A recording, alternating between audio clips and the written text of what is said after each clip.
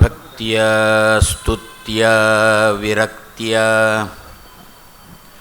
ಭಜದಮಲಜನ ಔನ್ನತ್ಯ ಭೂತಿ ಅರ್ಪಕಾಯ ಕ್ಷಿತ್ಯಾಂ ಅತ್ಯಲ್ಪಭೃತ್ಯೇಷ್ವಪಿ ಕುಜನಕೃತ ಔದ್ಧತ್ಯ ಭೂತ್ಯಾಜಕಾಯ ಕರ್ತ್ರೇ ಧರ್ತ್ರೇ ಅಥ ಹರ್ತ್ರೇ ಹಯಮುಖಹರಯೇ ಅಮುತ್ರ ಪಾತ್ರೇ ನಮಸ್ತೆ ತಸ್ಮೈ ಕಸ್ಮೈಚಿತ್ ಅಸ್ಮನ್ಮನಸಿ ಧೃತಕಥಾ ವಿಸ್ಮೃತೌ ಸ್ಮಾರಕಾಯ ಶ್ರೀರಮಾಯೈ ನಮಃ ಶ್ರೀ ಆನಂದತೀರ್ಥ ಗುರುಭ್ಯೋ ನಮಃ ಶ್ರೀ ಭಾರತ್ಯೈ ನಮಃ ಶ್ರೀ ವಾದಿರಾಜತೀರ್ಥ ಗುರುಭ್ಯೋ ನಮಃ ಪೂಜ್ಯಾಯ ರಾಘವೇಂದ್ರಾಯ ಸತ್ಯ ಧರ್ಮರತಾಯ ಚ ಭಜತಾಂ ಕಲ್ಪವೃಕ್ಷಾಯ ನಮತಾಂ ಕಾಮಧೇನವೇ ಶ್ರೀ ವಿದ್ಯಾಮಾನ್ಯತೀರ್ಥ ಗುರುಭ್ಯೋ ನಮಃ ವೇದಾಂತ ತರ್ಕಾದಿ ವಿದಗ್ಧ ಬುದ್ಧಿಂ ವಿದ್ಯಾ ಪ್ರಸಾರೇ ಅರ್ಪಿತ ಜೀವಿತಂ ಮುದಾ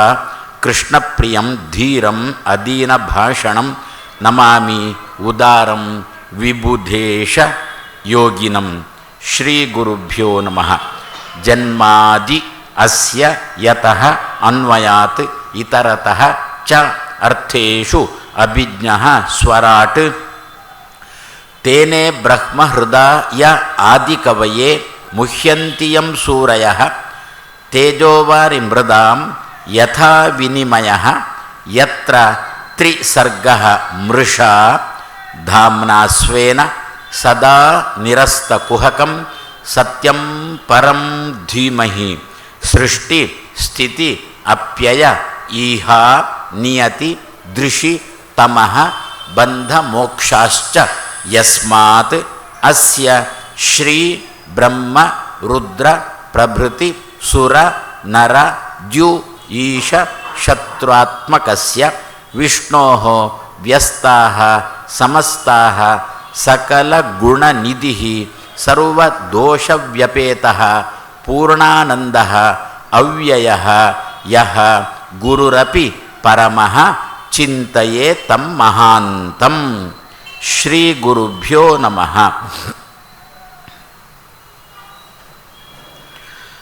ನೈಮಿಷೇ ಅನಿಮಿಷ ಕ್ಷೇತ್ರೇ. ನಮ್ಮಲ್ಲಿ ಕೆಲವು ಸಂದರ್ಭದಲ್ಲಿ ಹೇಳೋದುಂಟು, ಈ ಸುಮಾರಾಗಿ ವಿದ್ವಾಂಸರುಗಳ ಮಧ್ಯದಲ್ಲಿ ಇಂಥದ್ದು ನಡೀತಾ ಇರುತ್ತೆ. ನಾವು ಪ್ರಾಯಶಃ ಅದನ್ನು ಕೇಳಿರಬಹುದು ಅಥವಾ ನೋಡಿರ್ಬೋದು. ಕೇಳುವಾಗ ಶಬ್ದ ಮಾತ್ರ ಕಿವಿಗೆ ಬೀಳುತ್ತೆ, ನೋಡಿರಬಹುದು. ಕೆಳಗೆ ಕೂತಿರ್ತಾರೆ, ಒಬ್ಬರು ಮಾತಾಡಿದರು, ಅದಕ್ಕೆ ಪ್ರತಿಯಾಗಿ ಇನ್ನೊಬ್ಬರು ಮಾತಾಡಿದರು, ಅದಕ್ಕೆ ಪ್ರತಿಯಾಗಿ ಮತ್ತೊಬ್ಬರು ಮಾತಾಡಿದರು.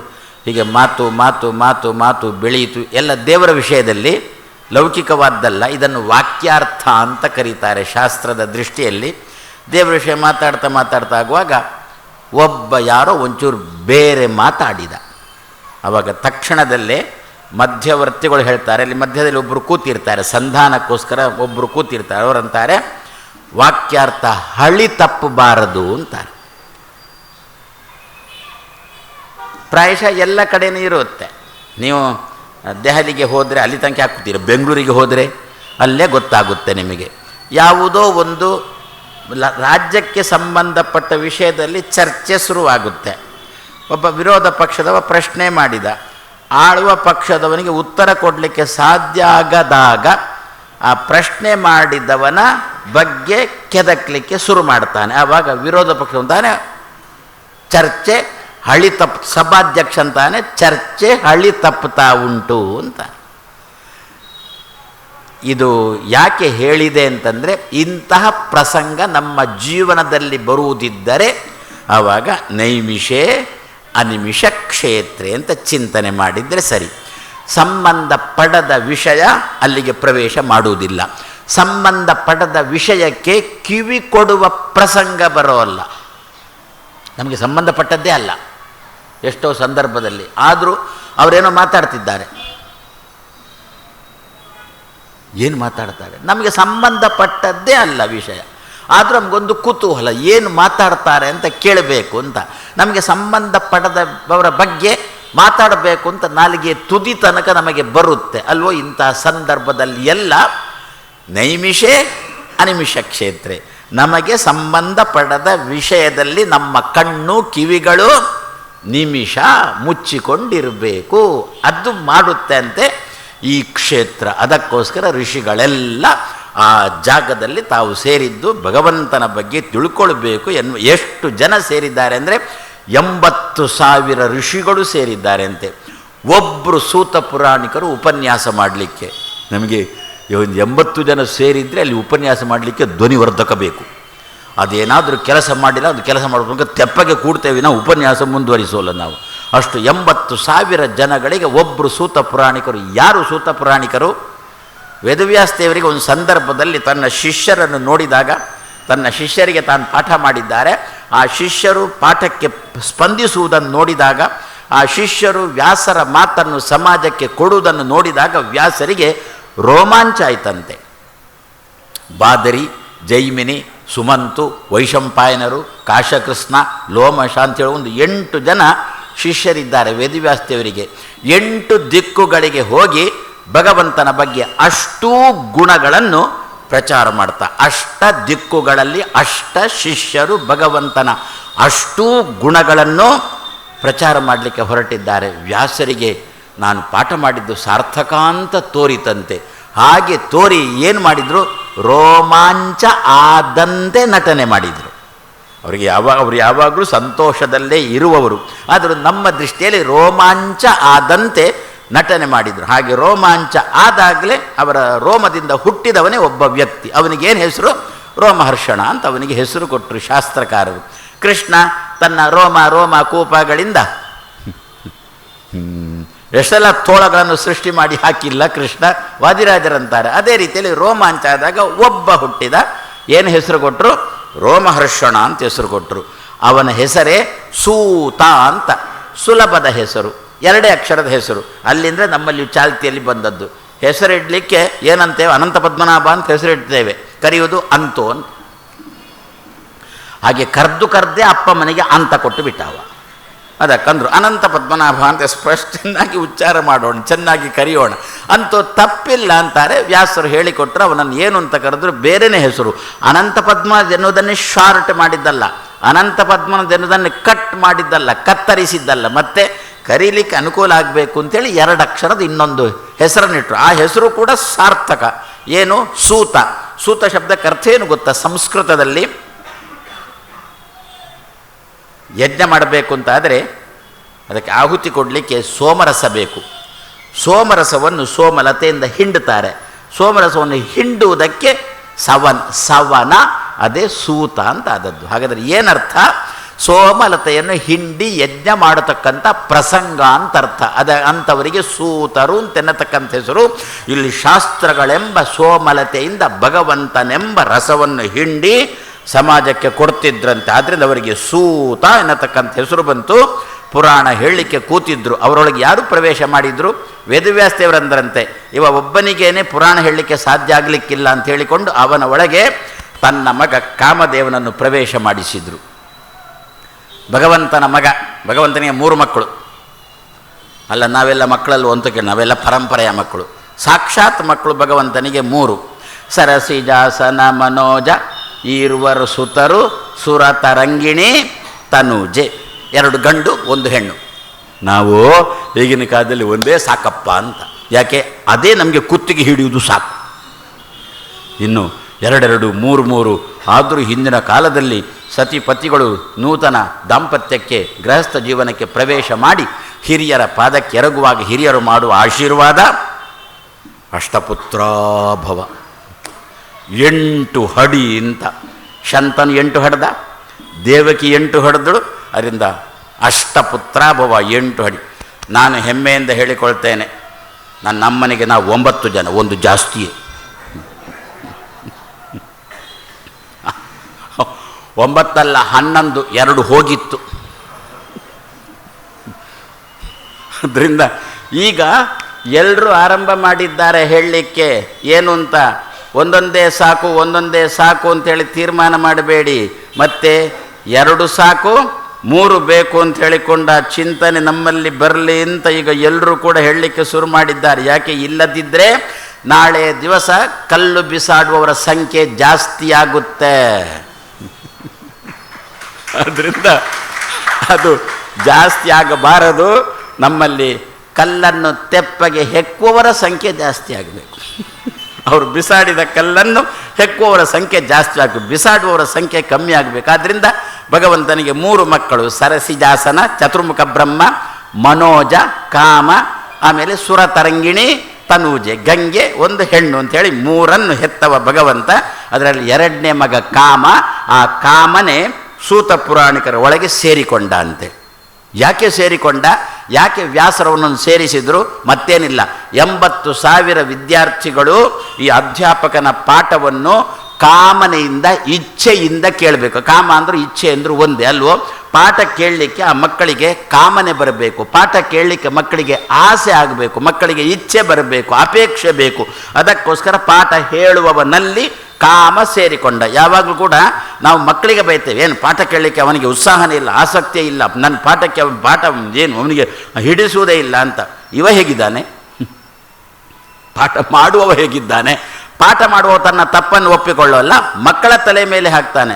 ಯಾವಾಗ ಕೂಡ ಮಕ್ಕಳಿಗೆ ಆಸಕ್ತಿ ಬರಿಸುವುದು, ಬಿಡಿಸುವುದು ಅಧ್ಯಾಪಕನ ಕೈಯಲ್ಲಿ. ಅದಕ್ಕೋಸ್ಕರ ಮಕ್ಕಳಲ್ಲಿ ಕಾಮ, ಆಸೆ. ನಿಮ್ಮ ಕಾಮ ಅಂತಂದರೆ ಹೆಣ್ಣು ಗಂಡಿನ ಮಕ್ಕಳಿರತಕ್ಕಂಥ ಕಾಮ ಅಲ್ಲ, ಮತ್ತಿದು ಭೀಮ ಕಾಮ. 2 ಕಾಮ ಉಂಟ ನಮ್ಮಲ್ಲಿ.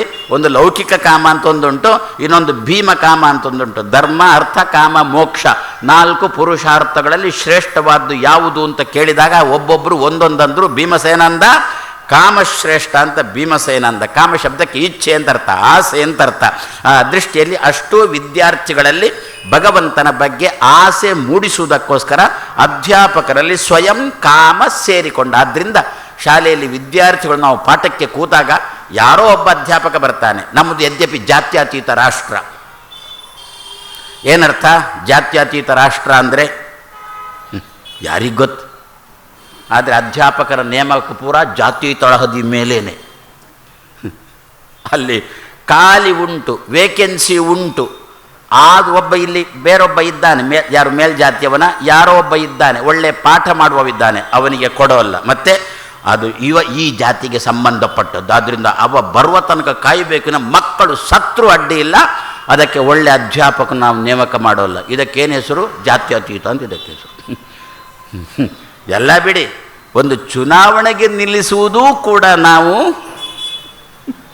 ಜಾತಿ ತಳಹದಿ ಮೇಲೇನೆ. ಅಲ್ಲಿ ಯಾವ ಜಾತಿಯವರು ಎಷ್ಟು ಜನ ಇದ್ದಾರೆ ನೋಡಿಕೊಂಡು ಅಲ್ಲಿಗೆ ಅಂಥವ್ರನ್ನ ಹಾಕಿಬಿಡ್ತೇವೆ ನಾವು. ಹೆಸರು ಮಾತ್ರ ಜಾತ್ಯತೀತ. ಇದು ಏನಂತಂದು ಬಿಟ್ಟರೆ ಅಮಂಗಳವಾರಕ್ಕೆ ಮಂಗಳವಾರ ಅಂತ ಹೆಸರು.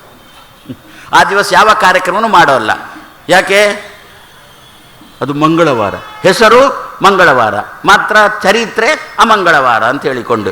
ಅದೇ ರೀತಿಯಲ್ಲಿ ನಿಮ್ಮ ಕ್ರಮ. ಆದ್ದರಿಂದ ಎಂಥ ಅಧ್ಯಾಪಕ ಬೇಕು ನಮಗೆ ಅಂತಂದು ಬಿಟ್ಟರೆ, ಯಾವ ಅಧ್ಯಾಪಕ ಚೆನ್ನಾಗಿ ತಿಳಿದಿದ್ದಾನೋ, ತಿಳಿದಿದ್ದನ್ನು ಚೆನ್ನಾಗಿ ತಿಳಿಸುವ ತಾಕತ್ತುಂಟು ಅಂತಹ ಅಧ್ಯಾಪಕ ನಮಗೆ ಬೇಕು.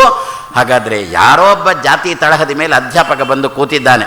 ಆ ಅಧ್ಯಾಪಕನಲ್ಲಿ ವಿದ್ಯಾರ್ಥಿಗಳು ಕಾಮನನ್ನು ಚಿಂತನೆ ಮಾಡಲಿ, ಮನ್ಮಥನನ್ನು ಚಿಂತನೆ ಮಾಡಲಿ. ಆವಾಗ ಮಕ್ಕಳಿಗೆ ಆಸಕ್ತಿ ಹುಟ್ಟುವ ರೀತಿಯಲ್ಲಿ ಪಾಠ ಮಾಡುವ ತಾಕತ್ತನ್ನು ದೈವ ಒದಗಿಸಿಕೊಡುತ್ತೆ. ಅದು ಬಿಡಿ, ಅದು ಶಾಲೆದ್ದಾಯಿತು. ಮೊದಲು ನಮ್ಮ ಮನೆಯದ್ದು ನೋಡೋಣ, ಆಮೇಲೆ ಶಾಲೆ ಹೋಗೋಣ. ಮನೆಯೇ ಮೊದಲ ಪಾಠಶಾಲೆ, ಜನನಿ ತಾನೇ ಮೊದಲ ಗುರುವು. ಅಮ್ಮ ಹೇಳತಕ್ಕಂಥ ಉಪದೇಶವನ್ನು ಕೇಳುವ ಹಂತದಲ್ಲಿ ಮಕ್ಕಳು ಇಲ್ಲ. ದೊಡ್ಡ ಕಾಯಿಲೆ ಯಾವುದು ಅಂತಂದು ಬಿಟ್ಟರೆ ಸಂಚಾರಿ ದೂರವಾಣಿ. ಇದೊಂದು ದೊಡ್ಡ ಕಾಯಿಲೆ ಆಗಿದೆ. ಮಗು ಹುಟ್ಟಿದ ಅದು ಕೂಗುವುದೇ ಮೊದಲನ ಕಾಲದಲ್ಲಿ ಆದರೆ ಮಗು ಯಾಕೆ ಕೂಗುತ್ತಿತ್ತು ಅಂತಂದರೆ ಬದುಕಿದ್ದೇನೆ ಅಂತ ತಿಳಿಸಲಿಕ್ಕೆ ಮಗು ಕೂಗುತ್ತಿತ್ತು. ಈಗ ಮಗು ಕೂಗುವುದು ಯಾಕೆ ಅಂತಂದರೆ ಕೊಡು ಅಂತ. ಮಗುವಿಗೆ ಯಾಕೆ ಬಂತು? ಮಗುವನ್ನು ದೂರುವುದಲ್ಲ, ಮಗು ಗರ್ಭದಲ್ಲಿರುವಾಗ ಅಮ್ಮ ಹಿಡ್ಕೊಂಡು ಒದರಾಡಿದ್ದೇ ಇದಕ್ಕೆ ಪ್ರಭಾವ. ಅಲ್ಲ, ಅಮ್ಮ ಒದರಾಡಿದರೆ ಮಗುವಿನ ಮೇಲೆ ಪ್ರಭಾವ ಬೀರುತ್ತಾ? ಪ್ರಹ್ಲಾದನ ಹತ್ರ ಕೇಳಿ. ಗರ್ಭದಲ್ಲಿರುವಾಗಲ್ವೋ ಪ್ರಹ್ಲಾದ ದೈತ್ಯ ಬಾಲಕ, ಗರ್ಭದಲ್ಲಿರುವಾಗಲ್ವೋ ನಾರದರು ಬಂದು ಉಪದೇಶ ಮಾಡಿದ್ದು. ಉಪದೇಶ ಮಾಡಿದ ಪ್ರಭಾವಕ್ಕೆ ಮಗು ದೈತ್ಯರ ಮಧ್ಯದಲ್ಲಿ ದೇವತೆಯಾಗಿ ಬೆಳೆದದ್ದು. ನಿಮಗೆ ಜ್ವಲಂತ ಉದಾಹರಣೆ ಕೊಡ್ತೇನೆ. ಮಗು ಗರ್ಭದಲ್ಲಿರುವಾಗ ಅಪ್ಪ ಅಮ್ಮ ಯಾವ ರೀತಿ ಇರ್ತಾರೋ ಅದಕ್ಕೆ ಅನುಗುಣವಾಗಿ ಮಗು ಬೆಳೀತನ್ನೋದಕ್ಕೆ ಜ್ವಲಂತ ಉದಾಹರಣೆ. ಈಗಲೂ ಆ ಉದಾಹರಣೆ ಉಂಟು. ಇವತ್ತು ಗುರುವಾರ, ಒಳ್ಳೆಯ ಪರ್ವಕಾಲ, ಆದ್ದರಿಂದ ರಾಯರ ಬಗ್ಗೆ ಒಂದು ಎರಡು ಮಾತು ನೀವು ಹೇಳ್ಬೋದು. ಸ್ವಾಮಿ, ನೀವು ಅಲ್ಲಿ ಬೋರ್ಡ್ ಹಾಕಿದ್ದು ಭಾಗವತ ಅಂತ, ನೀವು ಯಾರ್ಯಾರ ಬಗ್ಗೆ? ನಾನು ಭಾಗವತರ ಬಗ್ಗೆನೇ ಹೇಳಲಿಕ್ಕೆ ತೊಡಗಿದ್ದು. ರಾಘವೇಂದ್ರ ಸ್ವಾಮಿಗಳು ಭಾಗವತರೇ, ರಾಘವೇಂದ್ರ ಸ್ವಾಮಿಗಳು ಭಗವದ್ ಭಕ್ತರೇ, ಅವರ ಬಗ್ಗೆನೇ. ಏನು ಈಗಲೂ ಇದ್ದಾರೆ ಆ ದಂಪತಿಗಳು, ಮತ್ತು ಅದರ ಮಗು ಉಡುಪಿಯಲ್ಲಿದ್ದಾರೆ. ಯಾವಾಗ ತನ್ನ ಹೆಂಡತಿ ಗರ್ಭಿಣಿ ಅಂತ ಗೊತ್ತಾಯಿತೋ, ಯಾವಾಗ ತನ್ನ ಹೆಂಡತಿಗೆ ಗರ್ಭಾಧಾನ ಮಾಡಿದ್ದಾನೋ, ಅಂದಿನಿಂದ ಗಂಡ ನನಗೆ ದೂರವಾಣಿ ಮಾಡಿ, ಸ್ವಾಮಿ ರಾಘವೇಂದ್ರ ಸ್ವಾಮಿಗಳ ಬಗ್ಗೆ ಒಂದು ಶ್ಲೋಕವನ್ನು ಪ್ರತಿ ದಿವಸ ನನ್ನ ಹೆಂಡತಿಗೆ ಕೇಳಿಸಬೇಕು ಅಂತಂದ. ದೂರವಾಣಿ ಮಾಡ್ತಿದ್ದ. ನಾನು ಪೂಜ್ಯಾಯ ರಾಘವೇಂದ್ರಾಯ ಸತ್ಯ ಧರ್ಮ ರಥಾಯಚ ಅನ್ನತಕ್ಕಂಥ ಶ್ಲೋಕವನ್ನು ಹೇಳ್ತಿದ್ದೆ. ಅವನ ಮೊಬೈಲನ್ನು ಆನ್ ಮಾಡಿ ತನ್ನ ಹೆಂಡತಿಗೆ ಕೇಳಿಸ್ತಿದ್ದ. ಎಲ್ಲಿಯ ತನಕ ನಡೆಯಿತು? ನಾಳೆ ಹಡಿಯುವುದು ಅಂತಾದರೆ ಇವತ್ತು ಸಂಜೆ ತನಕ ನಡೆಯಿತು. 9 ತಿಂಗಳು ನಿರಂತರ ಪೂಜ್ಯಾಯ ರಾಘವೇಂದ್ರಾಯ ಪೂಜ್ಯಾಯ ರಾಘವೇಂದ್ರಾಯ ಇಡೀ ಶ್ಲೋಕ ನಾನು ಹೇಳೋದು, ಅವನು ತನ್ನ ಹೆಂಡತಿಗೆ ಈ ಸಂಚಾರಿ ದೂರವಾಣಿಯಿಂದ ಕೇಳಿಸುವುದು. ಫಲಿತಾಂಶ ಅವರು ಗಂಡು ಮಗು ಅಪೇಕ್ಷೆಯಲ್ಲಿದ್ದರು, ಗಂಡು ಮಗು ಹುಟ್ಟಿತು. ಹುಟ್ಟಿದ ಗಂಡು ಮಗುವಿನ ತಾಕತ್ತೇನು ಗೊತ್ತಾ? ರಾಯರ ಮಠ ಬಂತು ಅಂತಂದಾಗ ಅಮ್ಮನ ಕೈಯಿಂದ ತಾನೇ ಜಾರಿ ರಾಯರ ಮಠಕ್ಕೆ ಹೋಗುತ್ತೆ. ಅದು ಇಷ್ಟೇ ಆದರೆ ಆಶ್ಚರ್ಯ ಇಲ್ಲ. ಮತ್ತೆ ಯದ್ಯಪಿ ಅವರು ಯಾರು ಗೊತ್ತಾ? ನಾನ್ ಬ್ರಾಹ್ಮಿನ್ಸ್, ಬ್ರಾಹ್ಮಣೇತರರು. ಬ್ರಾಹ್ಮಣೇತರರು ಅಂತಂದರೆ ಮಾಂಸ ತಿನ್ನುವವರು. ಮನೆಯಲ್ಲಿ ಅಪ್ಪ ಅಮ್ಮ ಮಾಂಸ ಅಕಸ್ಮಾತ್ ಒಮ್ಮೊಮ್ಮೆ ತಿಂತಾರೆ, ಮಗು ಮೂಗಿಗೆ ಕೈ ಹಿಡ್ಕೊಂಡು ಹೊರಗೆ ಬರುತ್ತೆ. ಯಾವುದರ ಪ್ರಭಾವ? ರಾಘವೇಂದ್ರ ಸ್ವಾಮಿಗಳ ಪ್ರಭಾವ. ರಾಘವೇಂದ್ರ ಸ್ವಾಮಿಗಳು ಕೂಡ ಮಾಂಸ ಅಂದರೆ ಆಗುತ್ತಿರಲಿಲ್ಲ ಗೊತ್ತಾ? ಒಬ್ಬ ಮೊಸಲ, ಒಬ್ಬ ಮುಸ್ಲಿಂ ದೊರೆ ರಾಘವೇಂದ್ರ ಸ್ವಾಮಿಗಳನ್ನು ಪರೀಕ್ಷೆ ಮಾಡಬೇಕು ಅಂಥೇಳಿ ತನ್ನ ಸೇವಕನ ಹತ್ರ ತಟ್ಟೆಯಲ್ಲಿ ಮಾಂಸ ಇಟ್ಟು ಬಾಳೆಯಲ್ಲಿ ಮುಚ್ಚಿಟ್ಟು ರಾಯರಿಗೆ ಕಳಿಸಿಕೊಟ್ನ. ರಾಯರು ಏನು ಮಾಡಿದ್ರು? ನೀನು ಮಾಂಸ. ರಾಯರು ತನ್ನ ಮಹತ್ವವನ್ನು ತೋರಿಸಿಕೊಡ್ಬೇಕು ಅಂತಾದರೆ ಏನು ಕಷ್ಟ ಇರಲಿಲ್ಲ. ಆ ಸೇವಕ ಮುಚ್ಚಿಕೊಂಡು ಹೊರಗಿನಿಂದ ಬರ್ತಾ ಇರಬೇಕಾದ್ರೇ ರಾಘವೇಂದ್ರ ಸ್ವಾಮಿಗಳು ಹೇಳಿ ತನ್ನ ಪ್ರಭಾವ ತೋರಿಸ್ಬೋದಿತ್ತೇನು ಅಂತ. ಮಾಂಸ ತಂದಿದ್ಯಾ ಅಂತಂದುಬಿಟ್ರೆ ರಾಯರ ಪ್ರಭಾವ ಏನು ಅಂತ ಗೊತ್ತಾಗ್ತಿತ್ತು. ರಾಯರು ಮಾತಾಡಲಿಲ್ಲ. ಮಾಂಸ ಇಟ್ಕೊಂಡೊಂದು ಒಳಗೆ ಬಿಡಿ ಅಂತಂದರು. ಸುತ್ತಮುತ್ತಿದ್ದವರಂದರು, ಸ್ವಾಮಿ ಅವ ಮುಸ್ಲಿಂ, ಅವ ಮೊಸಲ ಅಂತಂದರು. ಬರಲಿ ಅಂತಂದರು ರಾಘವೇಂದ್ರ ಸ್ವಾಮಿಗಳು. ಕರೆದು ಇಟ್ಟಾಗ ರಾಘವೇಂದ್ರ ಸ್ವಾಮಿಗಳು ಮಾಡಿದ್ದೇನು? ತೀರ್ಥ ಪ್ರೋಕ್ಷಣೆ, ರಾಮ ಅಂತ ಹೇಳಿಕೊಂಡು ತೀರ್ಥ ಪ್ರೋಕ್ಷಣೆ ಮಾಡಿದ್ರು. ಬಾಳೆ ಎಲೆ ತೆಗಿಯೋ ಅಂತಂದ್ರು. ತೆಗೆದಾಗ ಅಷ್ಟೂ ಮಾಂಸಗಳು ಫಲವಸ್ತುಗಳಾಯಿತಾ? ರಾಘವೇಂದ್ರ ಸ್ವಾಮಿಗಳು ಹಾಗಾದರೆ ಮಾಂಸವನ್ನು ಮುಟ್ತಿರಲಿಲ್ಲ ಅಲ್ವೋ? ಅದೇ ರೀತಿಯಲ್ಲಿ ಆ ಪ್ರಭಾವಕ್ಕೆ ಒಳಗಾಗಿ ಹುಟ್ಟಿರತಕ್ಕಂಥ ಮಗು ಕೂಡ ಮಾಂಸವನ್ನು ಇಂದೂ ಕೂಡ ಮುಟ್ಟೋಲ್ಲ. ರಾಘವೇಂದ್ರ ಅಂತಂದುಬಿಟ್ರೆ ಮಗು ಏನೋ ತಾನು ಕಿವಿಯನ್ನೊಮ್ಮೆ ಇದು ಮಾಡಿಕೊಳ್ಳುತ್ತೆ. ಹಾಗಾದರೆ ಯಾರ ಕೈಯಲ್ಲಿ ಇರುವುದು? ಅಪ್ಪಮ್ಮನ ಕೈಯಲ್ಲಿ ಇರುವುದು. ಯಾರನ್ನು ತಿದ್ದಬೇಕು? ಅಪ್ಪಮ್ಮನನ್ನು ತಿದ್ದಬೇಕು. ಯಾರು ಹೇಳುವುದು ಅಪ್ಪಮ್ಮನಿಗೆ ಬುದ್ಧಿ? ಅದೇ ಸಮಸ್ಯೆ ಬಂದದ್ದು. ಗಿಡವಾಗಿರುವಾಗ ಬಗ್ಗಿಸ್ಬೋದು, ಮರವಾದ ಮೇಲೆ ಬಗ್ಗಿಸಲಿಕ್ಕೆ ಸಾಧ್ಯ ಉಂಟ ಇದನ್ನು? ಹಾಗಾದರೆ ಅದೇ ರೀತಿಯಲ್ಲಿ ಪ್ರಹ್ಲಾದ ಗರ್ಭದಲ್ಲಿರುವಾಗ ತಾನು ಹೇಗೆ ದೈತ್ಯನಾದರೂ ಕೂಡ ದೇವತ್ವವನ್ನು ಪಡೆದ ತಾನೆ, ಅದೇ ರೀತಿಯಲ್ಲಿ ನಾವು ನೀವು ಕೂಡ ಆ ರೀತಿಯಲ್ಲಿ ಚೆನ್ನಾಗಿ ಬೆಳೀಲಿಕ್ಕೆ ಸಾಧ್ಯ ಉಂಟು. ಅದಕ್ಕೋಸ್ಕರ ಒಳಗಿನಿಂದ ಅಮ್ಮ ತನ್ನ ಮಗುವಿಗೆ ತಾನು ಬುದ್ಧಿವಾದವನ್ನು ಹೇಳುವಾಗ ತನ್ನಲ್ಲಿ ಕಾಮನನ್ನು ಚಿಂತನೆ ಮಾಡಿಕೊಂಡು ಮಗುವಿಗೆ ಬುದ್ಧಿವಾದ ಹೇಳಲಿಕ್ಕೆ ಶುರು ಮಾಡಿಬಿಟ್ರೆ ಮಗುವಿಗೆ ಅಮ್ಮನ ಮಾತನ್ನು ಕೇಳಿಸ್ಕೊಳ್ಬೇಕು ಅಂತ ಕಾಮನ ಬರುತ್ತೆ. ಅಮ್ಮ ನನಗೆ ಒಳ್ಳೆಯದಕ್ಕಾಗಿ ಹೇಳ್ತಾ ಇದ್ದಾಳೆ ಅಂತ ಮಗುವಿನ ಒಳಗೆ ಅಮ್ಮ ಇನ್ನೂ ಹೇಳು ಇನ್ನೂ ಹೇಳು ಇನ್ನೂ ಹೇಳು ಅಂತ ತಿಳ್ಕೊಳ್ಳುವ ಕಾಮನ ಮಗುವಿಗೆ ಬರುತ್ತೆ. ಅದಕ್ಕೋಸ್ಕರ ಅಪ್ಪ ಅಮ್ಮ ತಮ್ಮಲ್ಲಿ ಮೊದಲು ಕಾಮನನ್ನು, ಮನ್ಮಥನನ್ನು, ಇಂದ್ರನಿಗೆ ಸಮಕಕ್ಷಾದವ ಕಾಮ, ಅವನನ್ನು ತನ್ನಲ್ಲಿ ಚಿಂತನೆ ಮಾಡಬೇಕು. ಆ ದೃಷ್ಟಿಯಿಂದ ವೇದವ್ಯಾಸದೇವರು ಈ ಸೂತನಲ್ಲಿ ರೋಮ ಹರ್ಷಣನಲ್ಲಿ ಕಾಮದೇವನನ್ನು ಪ್ರವೇಶ ಮಾಡಿಸಿ 80,000 ವಿದ್ಯಾರ್ಥಿಗಳಿಗೆ ಒಂದೇ ರೀತಿಯಲ್ಲಿ ಪಾಠವನ್ನು ಮಾಡತಕ್ಕಂಥದ್ದು ಮಾಡ್ತಾ ಇದ್ದಾರೆ. ಪಾಠ ನಡೀತಾ ಇದೆ.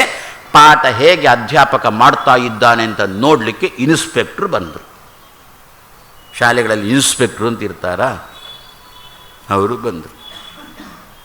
ಬಂದು ನೋಡ್ತಾ ಇದ್ದಾರೆ, ಈ ಅಧ್ಯಾಪಕ ಏಳುವ ಹಂತದಲ್ಲಿ ಇಲ್ಲ.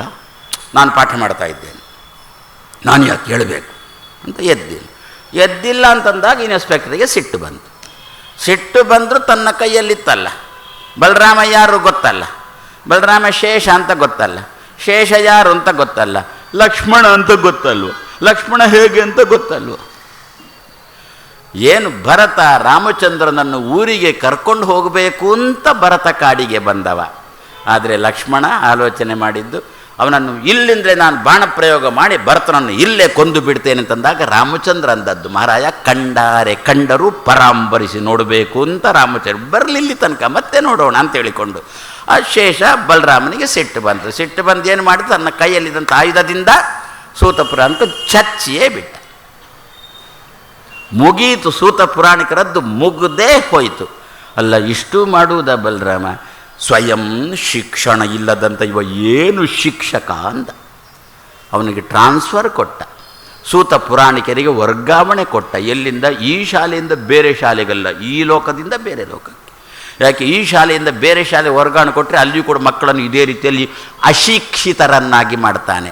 ನಮಗೆ ಮಾರ್ಕ್ ದೊಡ್ಡದಲ್ಲ. ನಾವೀಗ ನಿರೀಕ್ಷೆ ಮಾಡುವುದೇ ನಮ್ಮ ಮಕ್ಕಳಿಗೆ 90 ಮಾರ್ಕ್ ಪಡೀಬೇಕು, 95 ಮಾರ್ಕ್ ಪಡೀಬೇಕು. ಹಬ್ಬ, ನನ್ನ ಮಗ ಎಷ್ಟು ಮಾರ್ಕು ಪಡೆದಿದ್ದಾನೆ ಗೊತ್ತಾ? 100ಕ್ಕೆ 125 ಮಾರ್ಕ್ ಪಡೆದಿದ್ದಾನೆ. ಆದ್ದರಿಂದ ಅವನಿಗೆ ಇಂಥ ಶಾಲೆಯಲ್ಲಿ ಅವನಿಗೆ ಅವಕಾಶಗಳು. ಆದರೆ ಈಗಿನ ಮಕ್ಕಳು ಹಾಗಿಲ್ಲ. ಅದಕ್ಕೋಸ್ಕರ ನಮ್ಮ ಶಿಕ್ಷಣ ಮಂತ್ರಿಗಳೇ ನಮಗೊಂದು ಅನುಗ್ರಹ ಮಾಡಿದ್ದಾರೆ. ಏನು ಅಂತ? ನೀನು 35 ಮಾರ್ಕ್ ಪಡೀಬೇಕಾಗಿಲ್ಲ, ಮತ್ತು 30 ಮಾರ್ಕೇ ಪಡೆದ್ರೆ ಸಾಕು. ಆದರೂ ಮೇಲ್ಜಾತಿಯವರಾದರೆ, ಕೆಳಜಾತಿಯವರು ಅಂತಾದರೆ 10 ಮಾರ್ಕು ಸಾಕು. ಅದರಲ್ಲಿಯೂ ಪಾಸ್ ಆಗಲಿಲ್ವಾ? ಹಾಗಾದರೆ SSLC 1, SSLC 2, ಅದು PU1 PU2 ಉಂಟು ಅಂತ ಕಾಣುತ್ತೆ ಅಲ್ವೋ? ಅಂತ ಅದರಲ್ಲಿ ಉಂಟು, ಇದರಲ್ಲಿ ಉಂಟು. PU1 PU2 ಏನರ್ಥ? ಮೊದಲನೇ PU ಪಬ್ಲಿಕ್ ಪರೀಕ್ಷೆಯಲ್ಲಿ ನಾನೊಂಚೂರು ಇಂಗ್ಲೀಷ್ ಮಾತಾಡ್ತೀನಿ, ಯಾಕೆಂದ್ರೆ ಸ್ವಲ್ಪ ಬೇಗ ಬೇಗ ಉಪನ್ಯಾಸ ಹೋಗುತ್ತೆ ಅಂತ. ಇಲ್ಲದ್ರೆ ನಾನು ಅಂಥದ್ದು ಪದವಿ ಪೂರ್ವ ಪರೀಕ್ಷೆ ಅಂತ ಅನ್ನೋದು, ನೀವು ಪದವಿ ಅಂದ್ರೇನು, ಪೂರ್ವ ಅಂದ್ರೇನು ನೀವು ಪ್ರಶ್ನೆ ಮಾಡೋದು, ಆ ಉಸಾಬರಿಯೇ ಬೇಡ. PU ಅಂತ ಅಂದುಬಿಟ್ರೆ ನಿಮಗೆ ಪಕ್ಕ ಪಕ್ಕ ಅರ್ಥ ಆಗಿಬಿಡುತ್ತೆ. ನೀವು PU1 PU2 ಯಾಕೆ?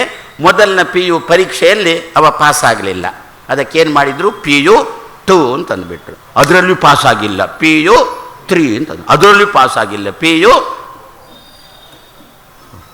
ಇದು ಹೇಗಾಯಿತು ಗೊತ್ತಾ?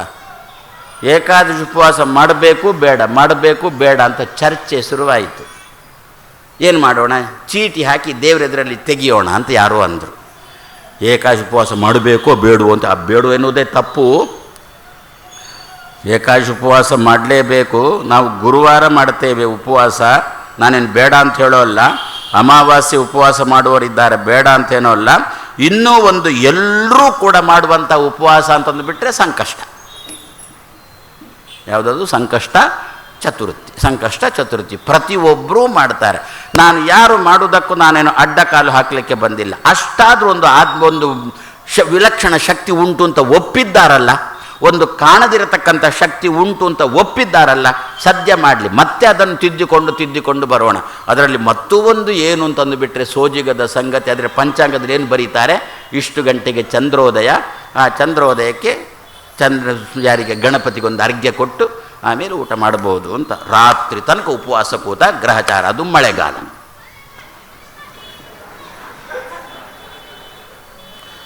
ಏನು ಮಾಡಬೇಕು? ಅಲ್ಲಿ ಅಂದಿದ್ದಾರೆ ಚಂದ್ರೋದಯ ಇಷ್ಟು ಗಂಟೆಗೆ, ಆಮೇಲೆ ಅರ್ಘ್ಯ ಕೊಟ್ಟು ಅಂತ. ಇವೇನು ಮಾಡಿದ? ಮಳೆಗಾಲ, ಕೆಳಗೆ ನಿಂತ, ಚಂದ್ರ ಕಂಡಿಲ್ಲ. ಅಟ್ಟ ಹತ್ತಿದ, ಚಂದ್ರ ಕಂಡಿಲ್ಲ. ಮರ ಹತ್ತಿದ, ಚಂದ್ರ ಕಾಣ್ತಾನು ನೋಡೋಣ ಅಂತೇಳಿ ಚಂದ್ರನೇ ಕಂಡಿಲ್ಲ, ಉಪವಾಸನೇ ಕೂತ. ಅದಕ್ಕಂದ್ರು ಮಹಾರಾಯ, ಚಂದ್ರ ಕಾಣಬೇಕು ಅಂತ ಪಂಚಾಂಗದಲ್ಲಿ ಬರ್ದದ್ದಲ್ಲ, ಚಂದ್ರೋದಯ ಅಂತ ಅಷ್ಟೇ ಬರ್ದದ್ದು. ಆ ಗಂಟೆ ಆಯ್ತಾ, ಚಂದ್ರನಿಗೊಂದು ಅರ್ಘ್ಯ ಕೊಡು.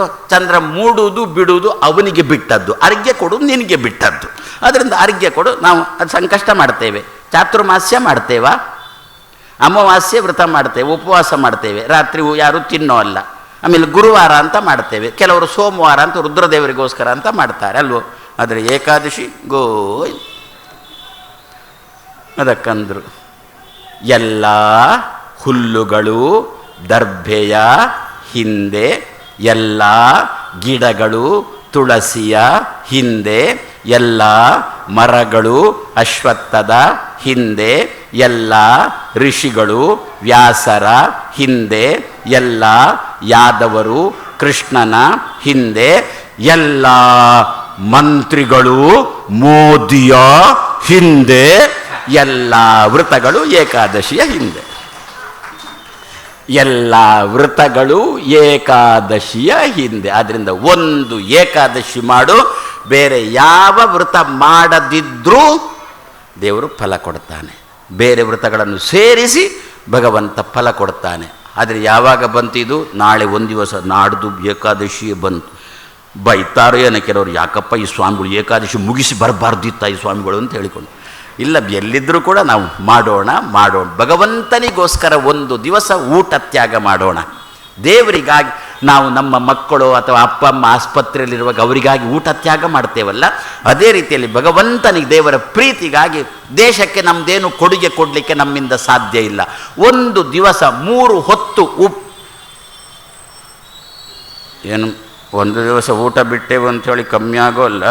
ದಶಮಿ ದಿವಸ ರಾತ್ರಿ ಏಕಾದಶಿದ್ದು ಸೇರಿಸಿಕೊಂಡೆ, ದ್ವಾದಶಿ ದಿವಸ ಬೆಳಿಗ್ಗೆನೂ ಕೂಡ ನಿನ್ನೆ ಉಪವಾಸ ಅಂತ ಹೇಳಿಕೊಂಡು ಏನೇ ಆಗಲಿ ನಾವು 2 ಪಾಲು 3 ಪಾಲು ತೆಕ್ಕೊಳ್ಳೋಣ. ಅಂತೂ ಆ ಏಕಾದಶಿ ಒಂದು ದಿವಸ ನಾವು ಉಪವಾಸ ಇರೋಣ. ಹೀಗೆ ಉಪವಾಸ ಮಾಡಬೇಕೋ ಬೇಡವೋ ಅಂತ ಹೇಳಿಕೊಂಡು ಚೀಟಿ ಬರೆದು ದೇವರೆದುರಲ್ಲಿ ಹಾಕಿದ್ರು. ತೆಗೆದ ಒಂದು ಚೀಟಿ ತೆಗೆದಾಗ ಮಾಡಬೇಕು ಅಂತ ಬಂತು. ಅಯ್ಯೋ ಗ್ರಹಚಾರನೆ ಅಂತಂದ, ಇನ್ನೊಮ್ಮೆ ತೆಗೆಯೋಣ ಅಂದ. ಮತ್ತೊಮ್ಮೆ ತೆಗೆದ್ರು, ಆವಾಗಲೂ ಮಾಡಬೇಕು ಅಂತ ಬಂತು. ಮತ್ತೊಮ್ಮೆ ಆವಾಗಲೂ ಮಾಡಬೇಕು ಅಂತ. ಕೊನೆಗೇನು ತೀರ್ಮಾನ ಮಾಡಿದರು? 2 ಚೀಟಿಯಲ್ಲಿಯೂ ಮಾಡುವುದು ಬೇಡ ಅಂತ ಬರೆದ್ರು, ಹಾಕಿದ್ರು. ಆ ಪರಿಸ್ಥಿತಿ ನಮ್ಮ ಎಜುಕೇಷನಿಗೆ ಬಂದಿದೆ. ಪುನಃ ಏನು 80% 90% ರಿಸಲ್ಟ್ ನಾನು ಶಿಕ್ಷಣ ಮಂತ್ರಿ ಆಗಿರುವಾಗ ಬಂತು ಅಂತ ಬೆನ್ನು ಅವನೇ ತಟ್ಟಿಕೊಂಡ. ಯಾರು? ಅಂಕಗಳನ್ನು 20ಕ್ಕೆ ಇಳಿಸಿದವು. ಯಾಕೆ? ಸ್ವಯಂ ಅವನಿಗೇನೆ ಶಿಕ್ಷಣ ಇಲ್ಲ. ಈಗ ಯಾರು ಶಿಕ್ಷಣ ಮಂತ್ರಿ ಅಂತ ಗೊತ್ತಿಲ್ಲ. ಪ್ರಾಯಶಃ ಶಿಕ್ಷಣವನ್ನು ಅವನೇ ಇಟ್ಟುಕೊಂಡಿದ್ದಾನೆ ಕಾಣುತ್ತೆ. ಸುಮ್ಮನೆ ನಮ್ಮಲ್ಲೇ ಇರಲಿ, ಯಾರಿಗೂ ಹೇಳಲಿಕ್ಕೆ ಹೋಗಬೇಡಿ. ತೂಕಡಿಸುವವ ಹೋದ, ತೂರಾಡುವವ ಬಂದ.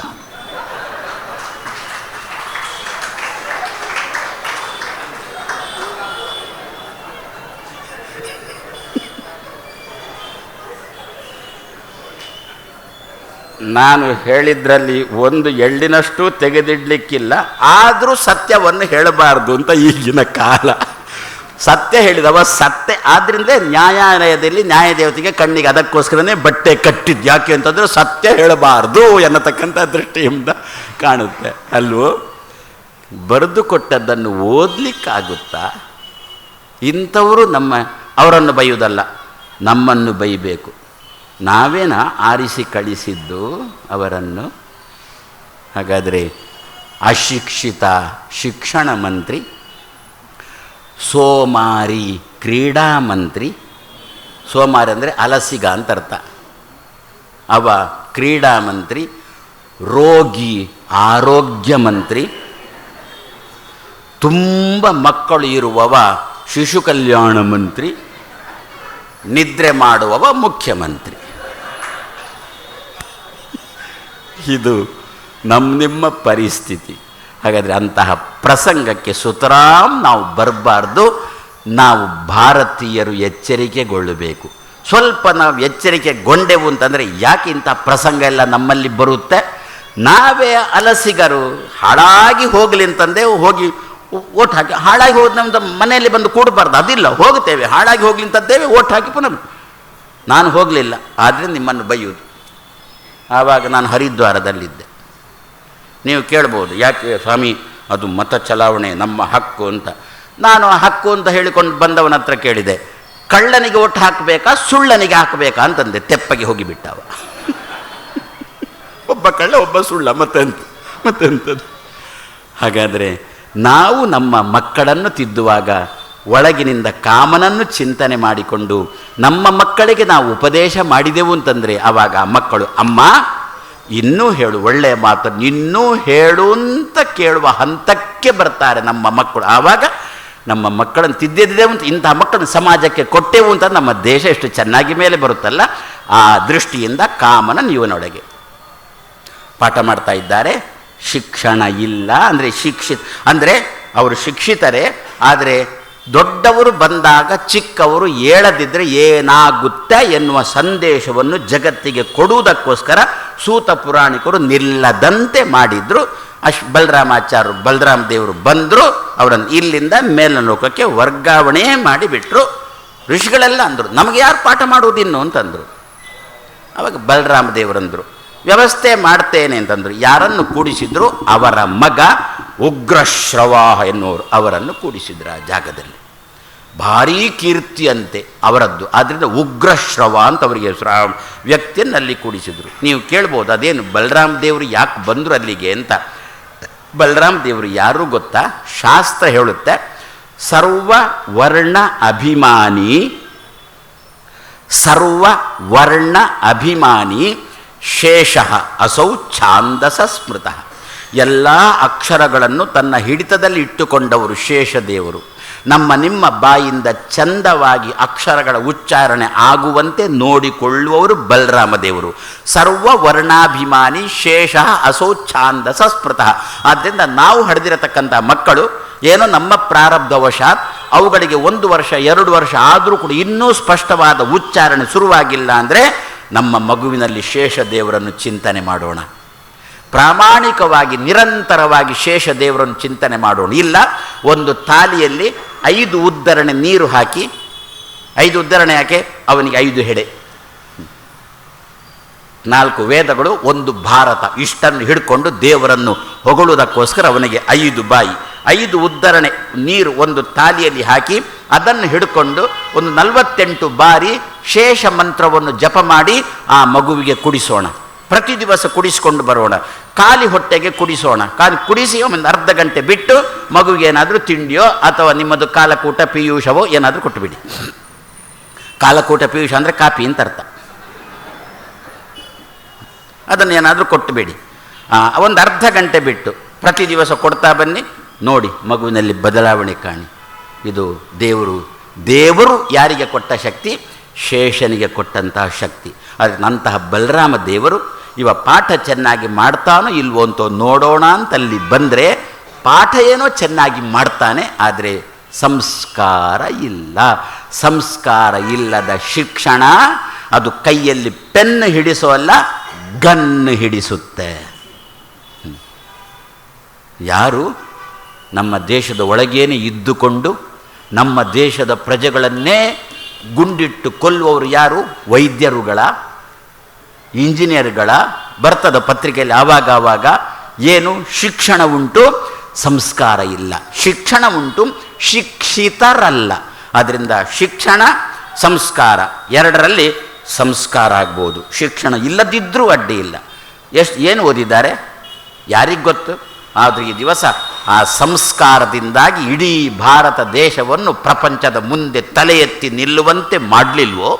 ನಾವು ಪರದೇಶಕ್ಕೆ ಹೋದಾಗ ಎಲ್ಲಿಂದ ಬಂದೆ ಅಂತಂದಾಗ ಭಾರತದಿಂದ ಬಂದೆ ಅಂತಂದಾಗ ಒಂದು ಕಾಲದಲ್ಲಿ ಗೀತಾ ದೇಶವೋ ಅಂತ ಕೇಳ್ತಿದ್ರೆ ಈಗಿನ ಕಾಲದಲ್ಲಿ ಮೋದಿ ದೇಶವೋ ಅಂತ ಕೇಳುವ ಹಂತಕ್ಕೆ ನಮ್ಮ ದೇಶವನ್ನು ಎತ್ತರಕ್ಕೆ ಏರಿಸಲಿಲ್ವೋ? ಯಾವುದರ ಪ್ರಭಾವ? ಅಮ್ಮ ಕೊಟ್ಟಿರತಕ್ಕಂತಹ ಸಂಸ್ಕಾರದ ಪ್ರಭಾವ. ಆದ್ದರಿಂದ ಅಂತಹ ಬಲರಾಮ ದೇವರು ಬಂದಿದ್ದಾರೆ. ಶಿಕ್ಷಣ ಉಂಟು, ಸಂಸ್ಕಾರ ಇಲ್ಲ, ಅದರಿಂದ ಬೇಡ ಅಂತ ಹೇಳಿಕೊಂಡು ಅವರನ್ನು ಕಳಿಸಿದರು. ಆ ಜಾಗಕ್ಕೆ ಉಗ್ರಶ್ರವನತಕ್ಕಂಥ ಮಗನನ್ನು ಕೂಡಿಸಿದರು. ಹಾಗಾದರೆ ಒಬ್ಬ ಅಧ್ಯಾಪಕ ವರ್ಗಾವಣೆ ಆಗಿ ಹೋದ ಮೇಲೆ ಆ ಜಾಗಕ್ಕೆ ನಮಗೆ ಬರಬೇಕಾಗಿರತಕ್ಕಂಥ ಅಧ್ಯಾಪಕ ಇನ್ನೂ ಒಳ್ಳೆಯವನಾಗಬೇಕು ಅಂತಾದರೆ ಸೂತ ಪುರಾಣಿಕರ ಜಾಗಕ್ಕೆ ಬಲರಾಮ ದೇವರು ಉಗ್ರಶ್ರವನನ್ನು ಕೂಡಿಸಿದ್ರು ಅಂತ ಚಿಂತನೆ ಮಾಡೋಣ. ಆವಾಗ ಈ ಅಧ್ಯಾಪಕ ಹೋದರೂ ಇನ್ನೊಬ್ಬ ಒಳ್ಳೆ ಅಧ್ಯಾಪಕ ಆ ಜಾಗಕ್ಕೆ ಬರ್ತಾನೆ. ಅವರಿಗಿಂತ 1 ತೂಕ ಜಾಸ್ತಿ ಅಂತೆ ಉಗ್ರಶ್ರವ ಅಂತ.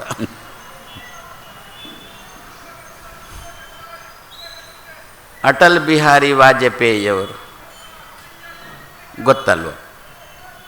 ಅವರು ಎಷ್ಟು ಸ್ಮೂತ್ ಅಂತಂದುಬಿಟ್ರೆ ಹತ್ತಿಗಿಂತಲೂ ಸ್ಮೂತ್.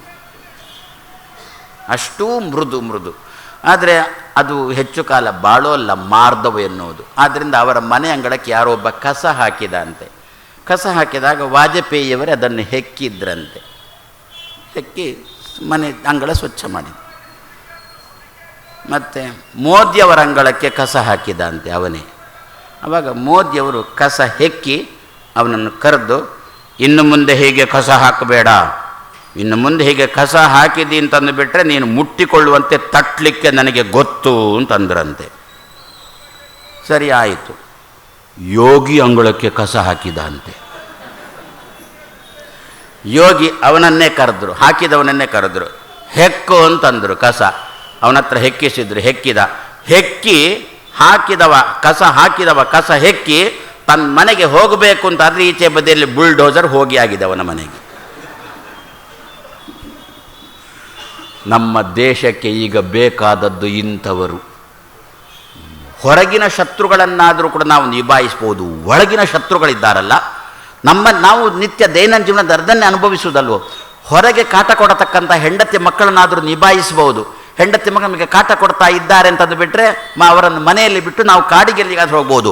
ಒಳಗಿರತಕ್ಕಂಥ ಶತ್ರುಗಳು ಕಾಟ ಕೊಡಲಿಕ್ಕೆ ಶುರು ಮಾಡಿಬಿಟ್ರೆ ಎಲ್ಲಿಗೆ ಹೋಗಬೇಕು? ಒಳಗಿರತಕ್ಕಂಥ ಕಾಮಕ್ರೋಧ ನಮಗೆ ಕಾಟ ಕೊಡಲಿಕ್ಕೆ ಶುರು ಮಾಡಿಬಿಟ್ರೆ ಎಲ್ಲಿ ಹೋಗಬೇಕು? ಆದ್ದರಿಂದ ಹೊರಗಿನ ಶತ್ರುಗಳಿಗಿಂತ ಒಳಗಿನ ಶತ್ರುಗಳೇ ನಮಗೆ ತುಂಬ ಕಾಟ ಕೊಡತಕ್ಕಂಥವ್ರು. ಇಂಥವರನ್ನು ನಿಭಾಯಿಸಬೇಕು ಅಂತಾದರೆ ಯಾರು ಬೇಕು ಅಂತಂದರೆ, ಯಾರೋ ಕೇಳಿದ್ರು ನಮ್ಮ ಸ್ವಾಮಿ ಮೋದಿ ನಂತರ ಯೋಗಿ ಅಂತಂದೆ.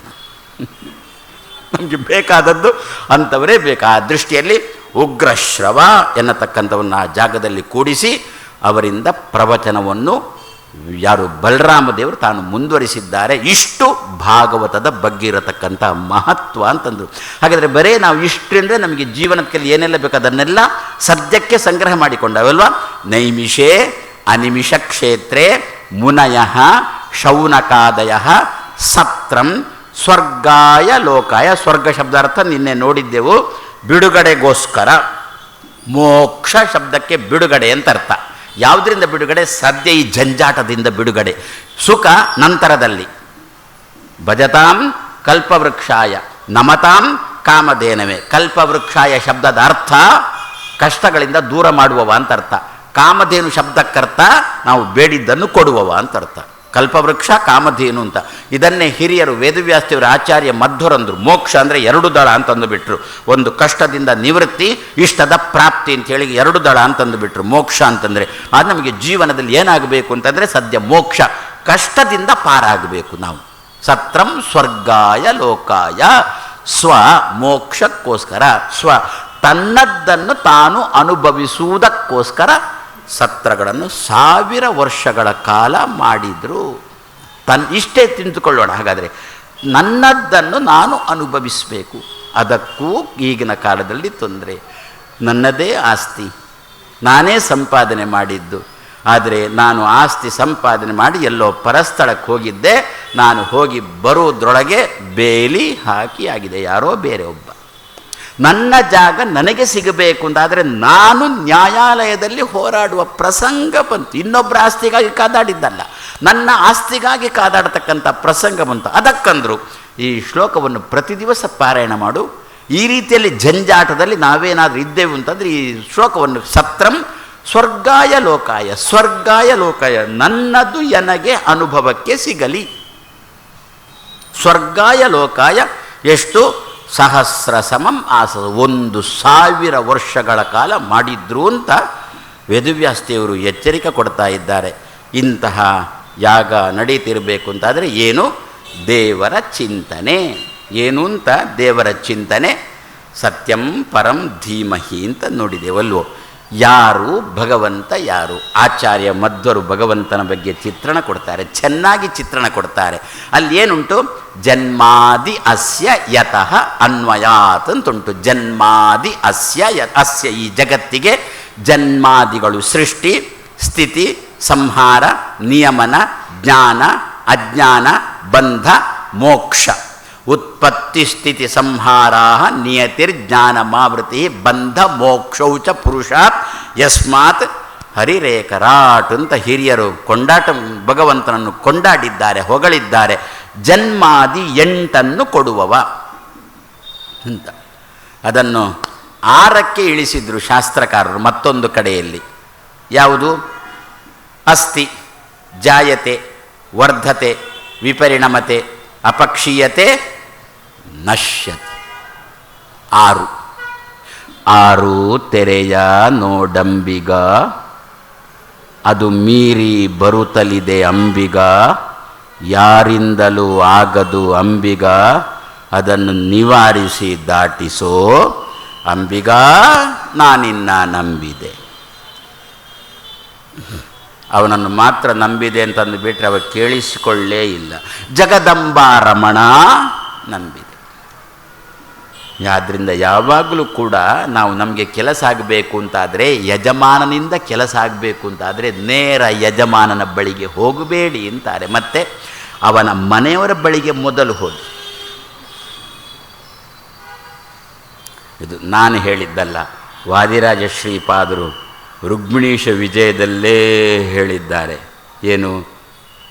ಸೂರ್ಯನ ತಾಪ ಜಾಸ್ತಿ ಆಯಿತಂತೆ, ಗಂಡನ ತಾಪ ಜಾಸ್ತಿ ಆಯಿತಂತೆ, ಗಂಡನ ಉಪದ್ರ ಜಾಸ್ತಿ ಆಯಿತಂತೆ ಜನಗಳಿಗೆ.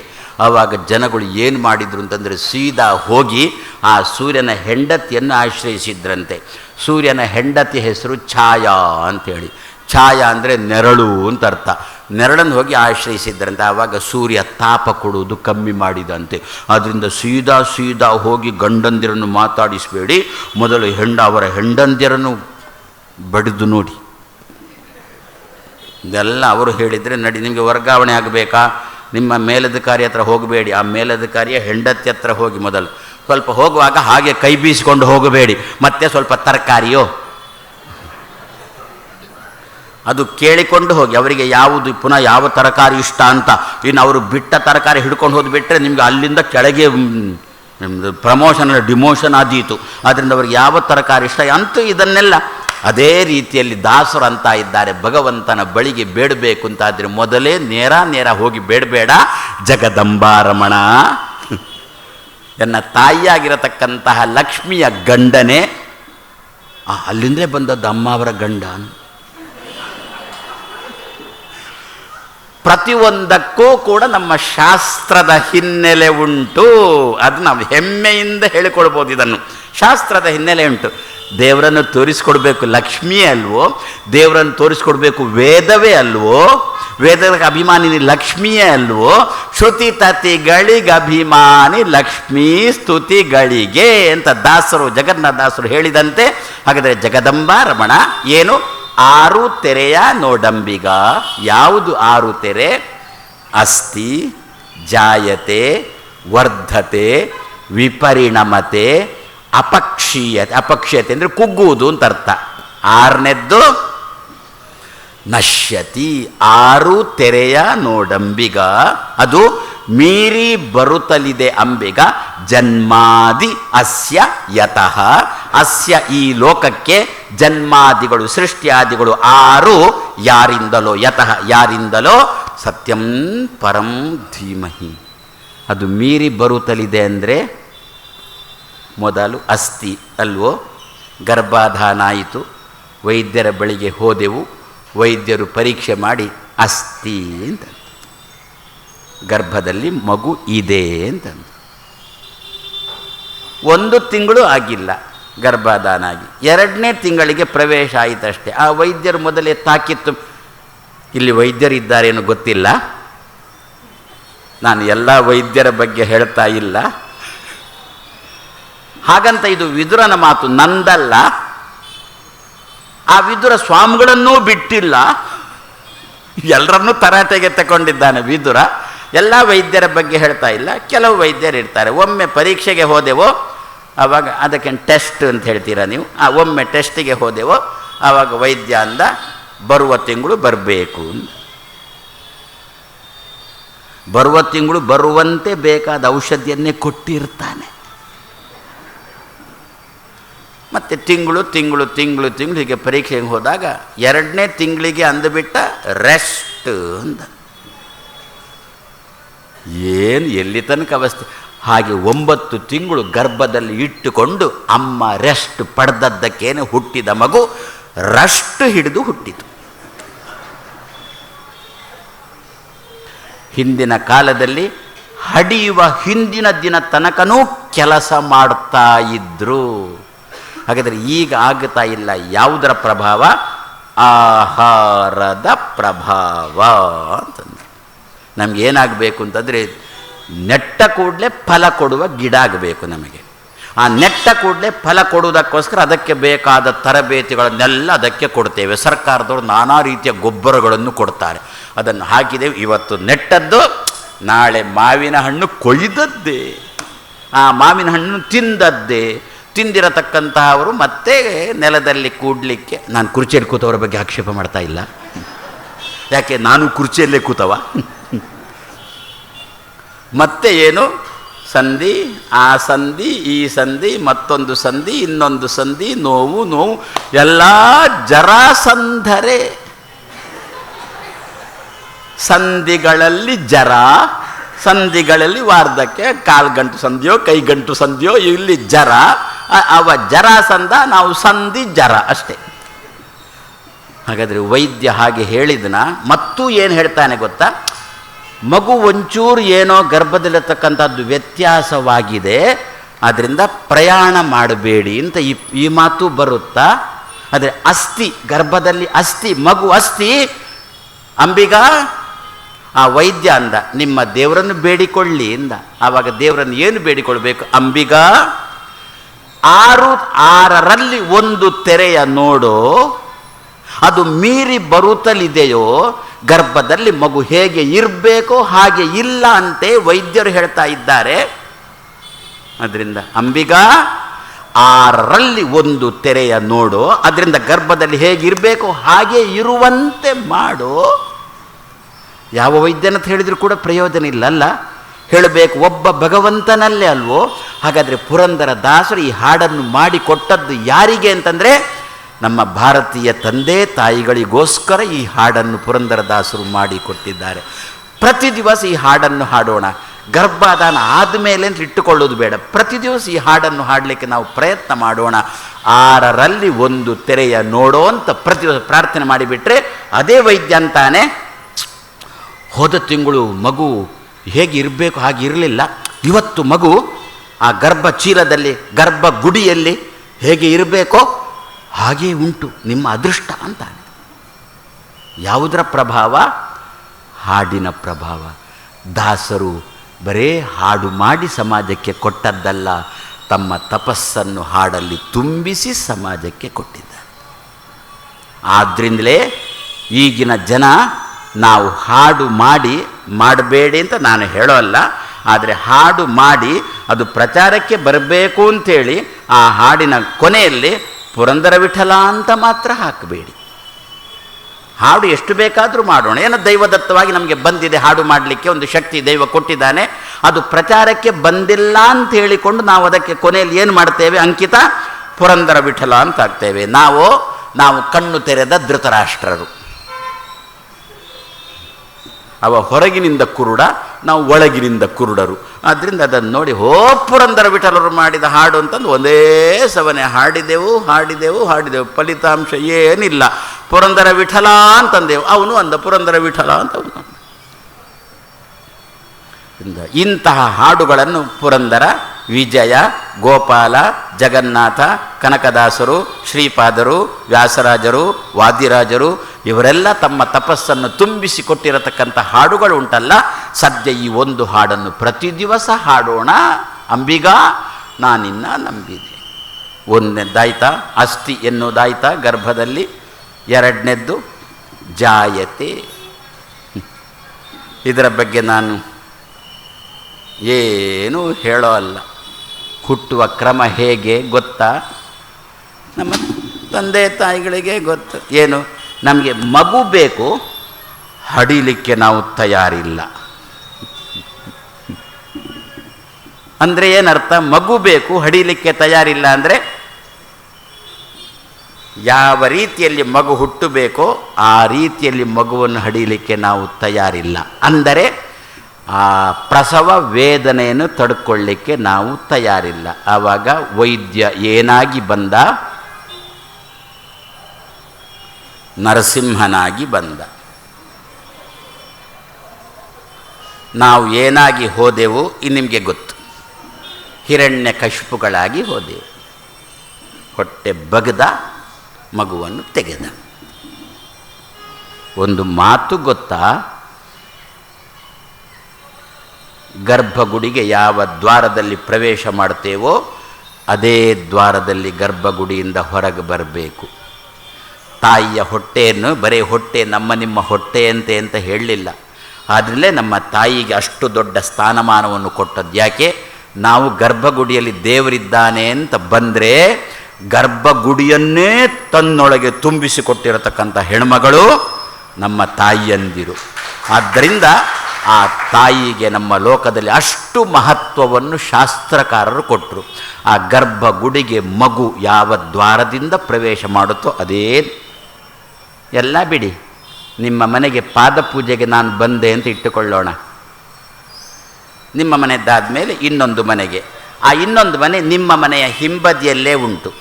ನಿಮ್ಮ ಮನೆಗೆ ಹಿಂಬದಿಯಲ್ಲಿ ಒಂದು ಬಾಗಿಲು ಉಂಟು. ನಾನು ನಿಮ್ಮ ಮನೆಗೆ ಪಾದಪೂಜೆಗೆ ಬಂದು ಆ ಹಿಂದಿನ ಮನೆಗೆ ಹೋಗುವಾಗ ನಿಮ್ಮ ಮನೆಯ ಹಿಂದಿನ ಬಾಗಿಲಿನಿಂದ ಹೋಗಲಿಕ್ಕೆ ಬಿಡ್ತೀರಾ? ಏನು ಮಾಡ್ತೀರಿ? ಸ್ವಾಮಿ, ಯಾವ ಬಾಗಿಲಿಂದ ಒಳಗೆ ಬಂದಿದ್ದೀರೋ ಅದೇ ಬಾಗಿಲಿಂದ ಹೋಗಬೇಕು ಅಂತ ಹೇಳ್ತೀರಾ? ನಮಗೇನೆ ತಾಕಿತ್ತು ಮಾಡ್ತೀರಂತೆ ನೀವು. ಹಾಗಿದ್ರೆ ಭಗವಂತ ಯಾವ ಬಾಗಿಲಿಂದ ಒಳಗೆ ತುಂಬಿಸಿದ್ದಾನೋ ಅದೇ ಬಾಗಿಲಿಂದ ಹೊರಗೆ ಬರಬೇಕಲ್ಲ. ಏನಾಗಿದೆ? ಬೇರೆ ಬಾಗಿಲಿನಿಂದ ಹೊರಗೆ ಬರ್ತಾ ಉಂಟೋ, ಉದರ ಎಂಬ ಬಾಗಿಲಿನಿಂದ ಬರ್ತಾ ಉಂಟೋ, ಅದನ್ನೇ ದಾಸರು ಹೇಳಿದ್ದು ಏನು ಅಂತ? 6ರಲ್ಲಿ 2ನೆಯ ತೆರೆ ಮೀರಿ ಬರುತ್ತಲಿದೆ ಅಂಬಿಗ. ಅದಕ್ಕೆ ಸರಿಯಾಗಿ ವೈದ್ಯನಂತಾನೆ. ಏನು ಇದು? ಸಹಜವಾಗಿ ಪ್ರಸವ ಆಗೋಲ್ಲ, ಅದಕ್ಕೆ ನಿಮ್ಮದೇ ಒಂದು ಶಬ್ದ ಏನೋ ಉಂಟು, ಅದನ್ನೇ ಮಾಡಬೇಕಾಗುತ್ತೆ. ಸಹಜವಾದ ಪ್ರಸವ 10 ರೂಪಾಯಿಯಲ್ಲಿ ಆಗುವುದಾದರೆ ಈ ಪ್ರಸವ 1000 ರೂಪಾಯಿಯಲ್ಲಿ ಆಗ. ಅದರಿಂದ ಯಾವ ವೈದ್ಯ ಸಹಜವಾದ ಪ್ರಸವ ಮಾಡಿಸಲಿಕ್ಕೆ ಪ್ರಯತ್ನ ಪಡ್ತಾನೆ? ಈ ಪ್ರಸವನೇ ಆಗಲಿಲ್ಲ. ಆದರೆ ಇದು ಮೀರಿ ಬಂದ ಪ್ರಸವ ಅಲ್ವೋ. 2ನೆದ್ದು ಜಾಯತೆ, 2ನೆದ್ದು 6 ತೆರೆಗಳಲ್ಲಿ 2ನೆಯ ತೆರೆ ಜಾಯತೆ, ಹುಟ್ಟುವಿಕೆ ಎನ್ನುವುದು ಯಾವ ರೀತಿಯಲ್ಲಿ ಆಯಿತು? ಯಾವ ರೀತಿಯಲ್ಲಿ ಆಗಬೇಕೋ ಅದಕ್ಕೆ ಮೀರಿ ಆಯಿತಾ?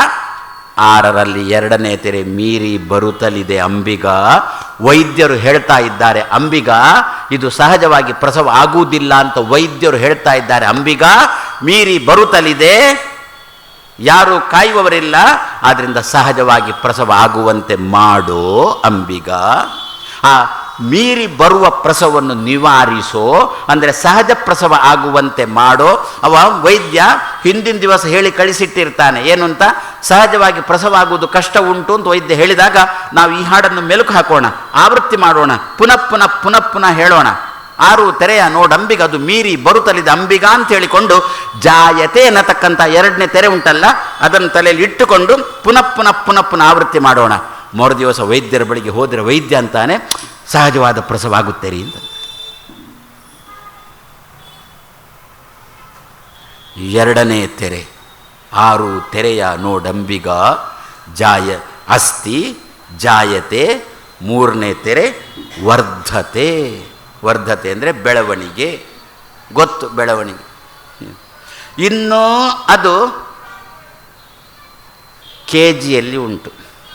KG ಅಂದರೆ UKG LKG ಏನೋ ಅಲ್ಲೇ ಉಂಟದು. ಇನ್ನು ಎಷ್ಟು 3 ವರ್ಷನೋ 4 ವರ್ಷನೋ ಏನೋ ಅಷ್ಟರಲ್ಲೇ ಉಂಟು. ತೂಕ ಮಾತ್ರ 50 kg. ಒಂದು ಬೆಳೀತಾವೆ ಮಕ್ಕಳು. ಬುದ್ಧಿ ಬೆಳೆಯೋಲ್ಲ, ದೇಹ ಒಂದೇ. ಯಾವುದರ ಪ್ರಭಾವ? ಪುನಃ ಆಹಾರದ ಪ್ರಭಾವ ಅಲ್ಲೋ. ಇಂಥ ವಯಸ್ಸಿಗೆ ಇಷ್ಟೇ ತೂಕ ಇರಬೇಕು ಅಂತ ನಿಯಮ ಉಂಟಾ? ಆ ತೂಕ ಮೀರಿ ಮಗು ವರ್ಧತೆ ಬೆಳೀತಾ ಉಂಟಾ? ತೂಕ ಜಾಸ್ತಿ ಆಗಿದೆ ಆ ಮಗುವಿಗೆ, ಅಡ್ಡಕ್ಕೆ ತುಂಬ ಬೆಳೀತಾ ಉಂಟಾ ಮಗು? ತಕ್ಷಣದಲ್ಲೇ ಯಾರನ್ನು ಸ್ಮರಣೆ ಮಾಡೋಣ? ಅಂಬಿಗನನ್ನು ಸ್ಮರಣೆ ಮಾಡೋಣ. ಅಂಬಿಗ 3ನೇ ತೆರೆ ಮೀರಿ ಬರ್ತಾ ಉಂಟೋ, ಜಾಯತೆ ಅಸ್ತಿ ವರ್ಧತೆ. ಪ್ರಾಯಶಃ ಇನ್ನು ಉಳಿದ 3 ತೆರೆ ನಿಮಗೆ ಅರ್ಥ ಆಯಿತು ಅಂತ ನಾನು ಭಾವಿಸ್ತೇನೆ. 4ನೇ ತೆರೆ ವಿಪರಿಣಮತೆ. ಜಾಯತೆ ಅಸ್ತಿ ವರ್ಧತೆ ವಿಪರಿಣಮತೆ. ವಿಪರಿಣಮತೆ ಅಂದರೆ ಬದಲಾವಣೆ ಆಗುವುದು.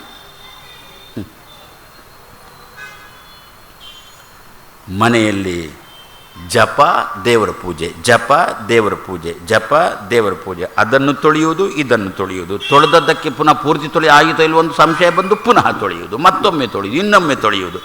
ಬಟ್ಟೆಯನ್ನು ನೀರಲ್ಲಿ ಮುಳುಗಿಸಿದ್ದಾನೆ, ಮುಳುಗಿಸಿದ್ದಾನೆ, ತೆಗೆದಿದ್ದಾನೆ, ಪುನಃ ಸಂಶಯ ಪೂರ್ತಿ ಮುಳುಗಿದೋ ಇಲ್ವೋ ಅಂತ ಮತ್ತೊಮ್ಮೆ ಮುಳುಗಿಸು. ಅಪ್ಪ ಅಮ್ಮ ಹೇಳಿ ಹೇಳಿ ಹೇಳಿ ಹೇಳಿ ಇಷ್ಟೆಲ್ಲ ಮಾಡಬೇಡ ಮಗು, ಜಪ ಮಾಡು. ಕೃಷ್ಣನೇ ಅಂದಿದ್ದಾನೆ, ಅತಿ ಸರ್ವತ್ರ ವರ್ಜಯೇತು ಅಂತೇಳಿ ಕೃಷ್ಣನೇ ಅಂದಿದ್ದಾನೆ. ಇಡೀ 24 ಗಂಟೆ ಜಪ ಮಾಡು ಅಂತ ಕೃಷ್ಣ ಹೇಳಲಿಲ್ಲ. ಜಪನೂ ಮಾಡು, ಸ್ವಲ್ಪ ಲೌಕಿಕನೂ ಮಾಡು. ಆದರೆ ಮೊದಲು ಹೇಗಿತ್ತು? ಪೂರಾ ವೈದಿಕ ವೈದಿಕ ವೈದಿಕ, ಪೂರಾ ವೈದಿಕ. ಏನೋ ಉಪದೇಶ ಮಾಡಿದ ಮೇಲೆ, ಅಪ್ಪ ಅಮ್ಮ ಉಪದೇಶ ಮಾಡಿದ ಮೇಲೆ ಎಲ್ಲ ಬಿಟ್ಟ, ಬಂಗಿ ನೆಟ್ಟ. ಜಪ ಇಲ್ಲ, ದೇವರ ಪೂಜೆ ಇಲ್ಲ. ಮೊದಲೊಂದು ಏನು ತುಂಬ ಮಾಡ್ತಿದ್ದಲ್ಲೋ, ಈ ಉಪದೇಶ ಕೇಳಿ ಪೂರ ಬಿಟ್ಟ, ಪೂರ ಲೌಕಿಕಕ್ಕೆ ಹೋದ. ಇದು ಅತಿಯಾದ ವಿಪರಿಣಮತೆ. ಆಚಾರ್ಯ ಮಧ್ವರೇ ಅಂದಿದ್ದಾರೆ, ದ್ವೇವಾ ವಿದ್ಯೆ ವೇದಿ, ಉಪನಿಷತ್ತಿನ ಮಾತು ಆಚಾರ್ಯ ಮಧ್ವರೇ ಹೇಳಿದ್ದಾರೆ, ದ್ವೇವಾ ವಿದ್ಯೆ ವೇದಿತವ್ಯೆ ಅಂತಂದಿದ್ದಾರೆ. ಎರಡೂ ವಿದ್ಯೆ ಬೇಕು ಅಂತಂದಿದ್ದಾರೆ. ಲೌಕಿಕವು ವೈದಿಕಕ್ಕೆ ಪೂರಕವಾಗಿರಲಿ, ಆ ನಿಟ್ಟಿನಲ್ಲಿ ಎರಡೂ ವಿದ್ಯೆ ಬೇಕು. ತದಲಂ ಬಹುಲೋಕ ವಿಚಿಂತನಯ ಪ್ರವಣಂ ಕುರು ಮಾನಸಂ ಈಶಪದೆ, ಆಚಾರ್ಯ ಮಧ್ವರ ಮಾತು. ಲೋಕದ ವಾರ್ತೆ ಬಿಡು ಅಂತಂದಿಲ್ಲ, ಅಲಂ ತಂದೆ. ಅಲಂ ತಂದರೆ ಕಮ್ಮಿ ಮಾಡು ಅಂತ ಅರ್ಥ. ಆದರೆ ಇಟ್ಟುಕೋ, ನಿನಗೆ ಜೀವನಕ್ಕೆ ಬೇಕಾದಷ್ಟು ಲೌಕಿಕ ಇಟ್ಟುಕೋ, ಆಮೇಲೆ ಆಧ್ಯಾತ್ಮಿಕದಲ್ಲಿ ತೊಡು. ಇದು ಹಾಗೇನಿಲ್ಲ, ಒಂದ ಪೂರಾ ಲೌಕಿಕ, ಇಲ್ಲ ಪೂರಾ ವೈದಿಕ. 100ಕ್ಕೆ 100 ವೈದಿಕ, ಇಲ್ಲ 100ಕ್ಕೆ 100 ಲೌಕಿಕ. ಅದಕ್ಕಂದರೂ ಇದು ಅತಿಯಾದ್ದಾಯಿತು. ಆದರೆ ಉಪದೇಶ ಮಾಡಿದ ಮೇಲೆ ಬದಲಾದ, ಪೂರಾ ಲೌಕಿಕ ಬಿಟ್ಟ, ಪೂರಾ ವೈದಿಕಕ್ಕೆ ಬಂದ, ಪೂರಾ ವೈದಿಕ ಬಿಟ್ಟ, ಪೂರಾ ಲೌಕಿಕಕ್ಕೆ ಹೋದ. ಇದೇನಾಯಿತು? ಅತಿಯಾದ ವಿಪರಿಣಾಮ ಆಯಿತು. ಜಾಯತೆ, ಅಸ್ತಿ, ವರ್ಧತೆ, ವಿಪರಿಣಮತೆ. 4ನೇ ತೆರೆ ಮೀರಿ ಬರುತ್ತಲಿದೆ ಅಂಬಿಗ. ಸ್ವಲ್ಪ ಲೌಕಿಕನ ಇಟ್ಟುಕೊಳ್ಳುವಂತೆ ದೇವರೇ ಪ್ರೇರಣೆ ಮಾಡು, ಅಥವಾ ಸ್ವಲ್ಪ ವೈದಿಕ, ಒಂದು ದಿವಸಕ್ಕೊಂದು 10 ಗಾಯತ್ರ್ಯ. ಎಷ್ಟೋ ಮನೆಗಳಲ್ಲಿ ಅವರು ಬಂದು ಕೊರಗುವುದನ್ನು ನಾನು ಕೇಳಿದ್ದೆ. ಏನು? ಒಂದ ಇವ, ಒಂದ ಇವಳು. ಏನು? ಇವನಿಗೋ ದೇವರ ಪೂಜೆ, ಅಡಿಗೆ, ದೇವರ ನೈವೇದ್ಯ, ಅದನ್ನು ಊಟ ಮಾಡಬೇಕು ಅಂತ. ಅವಳು ರಾತ್ರಿ 12 ಗಂಟೆಗೆ ಮಲಗಿದ್ರೆ ಮಧ್ಯಾಹ್ನ 1 ಗಂಟೆಗೇನೆ ಹೇಳೋದು. ದೇವರ ನೈವೇದ್ಯ ಇಲ್ಲ, ತುಳಸಿ ಪೂಜೆ ಇಲ್ಲ, ರಂಗೋಲಿ ಹಾಕುವುದಿಲ್ಲ, ಎಂಥದೂ ಇಲ್ಲ. ಒಂದ ಇವಳಿಗೆ ಏನು? ತುಳಸಿ ಪೂಜೆ, ರಂಗೋಲಿ, ಅದು ಇದು ಅಂಥೇಳಿ. ಇವನೋ ನಾಸ್ತಿಕ ಪರಮಾವಧಿ. ಇಂಥ ಪ್ರಸಂಗ ನಮ್ಮಲ್ಲಿ ಬರುತ್ತಲ್ಲ. ಒಂದೇ ದಾರಿ, 4ನೇ ತೆರೆ ಮೀರಿ ಬರುತ್ತಲಿದೆ ಅಂಬಿಗ. ಅದನ್ನು ನಿವಾರಿಸೋ. ಸ್ವಲ್ಪ ಆದರೂ ಇವರು ದೇವರ ಪೂಜೆ ಮಾಡುವಂತೆ ಪ್ರೇರಣೆ ಮಾಡೋ, ಸ್ವಲ್ಪ ಆದರೂ ಇವಳು ರಂಗೋಲಿ ಹಾಕುವಂತೆ ಪ್ರೇರಣೆ ಮಾಡೋ. ಜಾಯತೆ, ಅಸ್ತಿ, ವರ್ಧತೆ, ವಿಪರಿಣಮತೆ, ಅಪಕ್ಷೀಯತೆ. ಅಪಕ್ಷೀಯತೆ ಅಂದರೆ ಕುಗ್ಗುವುದು ಅಂತ ಅರ್ಥ. ಕುಗ್ಗುವುದು ಅಂತಂದರೆ ಗೊತ್ತು. ಇನ್ನು ಅವನಿಗೆ 45-50 ವರ್ಷ ಅಷ್ಟೇ. ಯಾರೋ ಕೇಳಿಯೇ ಬಿಟ್ರು, 80ನೇ ಶಾಂತಿ ಆಯಿತಾ ಅಂದ. ಇನ್ನೂ 45ರಲ್ಲಿ ಇದ್ದೇನೆ ಅಂದ.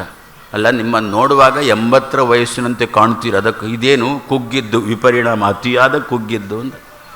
ಇನ್ನು ಕೆಲವರು ಇಡ್ತಾರೆ, ಅಬ್ಬಾ ಒಬ್ಬರು ನಮ್ಮಲ್ಲಿಗೆ ಬಂದಿದ್ದರು, ಸ್ವಾಮಿ ಏನು ನನಗೆ 60ನೇ ಶಾಂತಿ, ಮನೆಯಲ್ಲಿ ದೇವರ ಪೂಜೆಗೆ ನೀವು ಬರಬೇಕು ಅಂತ. ನಾನಂದೆ, ನಿಮಗೆ 60ನೇ ಶಾಂತಿಯಾ? ಹೌದು, ನನಗೇನು 60ನೇ ಶಾಂತಿ. ನಾನಂದೆ, ಬೇಷ್, ನಿಮ್ಮಂಥವ್ರು ಇರಬೇಕಪ್ಪ ಅಂದೆ. ಯಾಕೆ ಸ್ವಾಮಿ ಅಂತ ಕೇಳಿಬಿಟ್ಟು. ಒಂದೇ ಒಂದು ತಲೆ ಕೂದಲು ಹಣ್ಣಾಗಿಲ್ಲ ನಿಮ್ಮದು.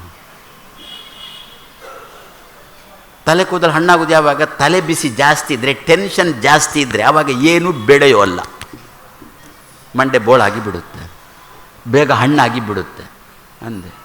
ಹಾಗೇನಿಲ್ಲ ಅಂತ ಅಂದುಬಿಟ್ರು. ಅಕ್ಷತೆ ಕೊಟ್ಟೆ, ಕಳಿಸಿಕೊಟ್ಟೆ. ಆಮೇಲೆ ನನ್ನ ಸಿಬ್ಬಂದಿಗಳು ಹೇಳಿಬಿಟ್ರು, ಗ್ರಹಚಾರ ಏನು ಕರ್ಮ, ಟೆನ್ಷನ್ ಇಲ್ಲ, ಮತ್ತೆ ಟೆನ್ಷನಲ್ಲಿ ಸಾಯ್ತಿದ್ದಾನೆವ, ಮತ್ತೆ ಒಂದು ಕಪ್ಪಲಿಲ್ಲ, ನಾನು ಅದು ತಲೆಗೆ ಡಾಂಬರ್ ಹಚ್ಚಿದ್ದು. ನಮ್ಮಲ್ಲೀಗ ಅಂಥದ್ದೂ ಸಿಗುತ್ತೆ. 80 ಆದರೂ ಕೂಡ ಒಂದೇ ಒಂದು ಕೂದಲು ಹಣ್ಣಾಗದಂತೆ ನೋಡಿಕೊಳ್ಳಿಕ್ಕೆ ಬೇಕಾಗಿರತಕ್ಕಂಥ ವ್ಯವಸ್ಥೆಗಳು ನಮ್ಮಲ್ಲಿ ಒಂದು ಬೌದ್ಧಿಕವಾಗಿ ಬೆಳೆಯುವುದು ಬಿಟ್ಟರೆ ಮತ್ತೆಲ್ಲ ರೀತಿಯಾದ ಬೆಳವಣಿಗೆಗೆ ನಮ್ಮಲ್ಲಿ ಅನುಕೂಲತೆ ಉಂಟು ಅಲ್ಲೋ. ಹಾಗಾದರೆ ಕುಗ್ಗಬೇಕು, ವಯಸ್ಸಿಗೆ ಅನುಗುಣವಾಗಿ ಕುಗ್ಗುವಿಕೆ ಇರಬೇಕು ವಿನಃ ವಯಸ್ಸಿಗೆ ಮೀರಿ ಕುಗ್ಗುವಿಕೆ ಇರಬಾರ್ದು. ಇದು 5ನೇ ತೆರೆ. ಆರನೇ ತೆರೆಯೇ ನಶ್ಯತಿ. ಎಲ್ಲಿ ಸಾಯ್ತೇವೆ ನಾವು ಯಾರಿಗೆ ಗೊತ್ತು. ನಾನು ಮೊನ್ನೆನೇ ಹೇಳಿದ್ದೆ ATM ಅಂತ ಹೇಳಿದ್ದೇನೆ.